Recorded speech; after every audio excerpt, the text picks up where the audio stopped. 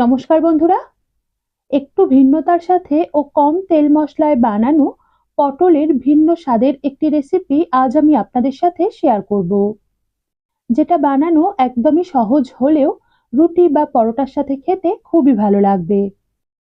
এর জন্য প্রথমেই এখানে নিয়ে নিয়েছি 5টা পটল এবং 2টো আলু। এবার আলুর খোসা ছাড়িয়ে এইভাবে কেটে রেখেছি, আর পটলের অল্প অল্প খোসা রেখে ছাড়িয়ে এরকম ছোট ছোট টুকরো করে কেটে নিয়েছি। এরপর কড়াইতে অল্প রিফাইন্ড বা সাদা তেল ভালোভাবে গরম করে নিয়ে পটলের টুকরোগুলোর মধ্যে অল্প একটু নুন মিশিয়ে হালকা লাল করে ভেজে তেল ঝরিয়ে একটা পাত্রে তুলে রাখবো। এরপর বাকি তেলের মধ্যে 1/4 চা চামচ কালো জিরে আর একটা ছোট ছোট টুকরো করে কেটে রাখা শুকনো লঙ্কা ফোড়ন দিয়ে 8 থেকে 10 সেকেন্ড মতো সাঁতলে নেব।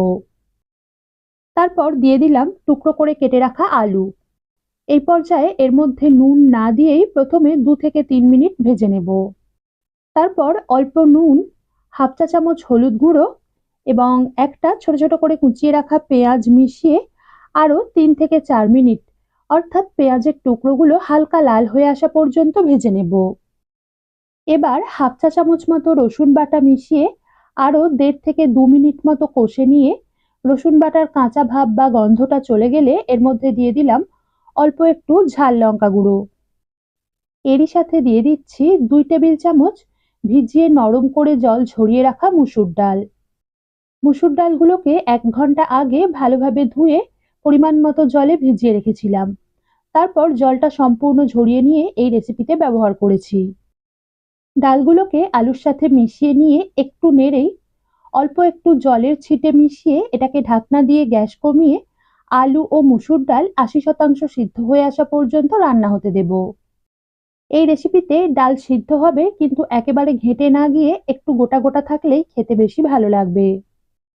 কিছুক্ষণ পর ডাল ও আলু 80% সিদ্ধ হয়ে এলে এর মধ্যে দিয়ে দিলাম ভেজে রাখা পটলের টুকরো এবং আধখানা টমেটো কুচি।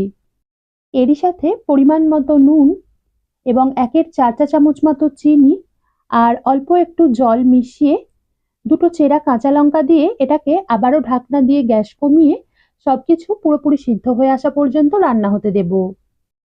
এই রেসিপিটা একটু গামাখা মাখা বা শুকনো শুকনো হলেই খেতে বেশি ভালো লাগবে, তাই রান্নার সময় খুব বেশি জল ব্যবহার না করে অল্প অল্প করে জল দিয়েই রান্নাটা করতে হবে। এবার স্বাদটা চেখে দেখে প্রয়োজন হলে অ্যাডজাস্ট করে নিতে হবে। তারপর গ্যাস বন্ধ করে একটা পাত্রে নামিয়ে নিলেই আজকের রেসিপি পরিবেশনের জন্য তৈরি হয়ে যাবে।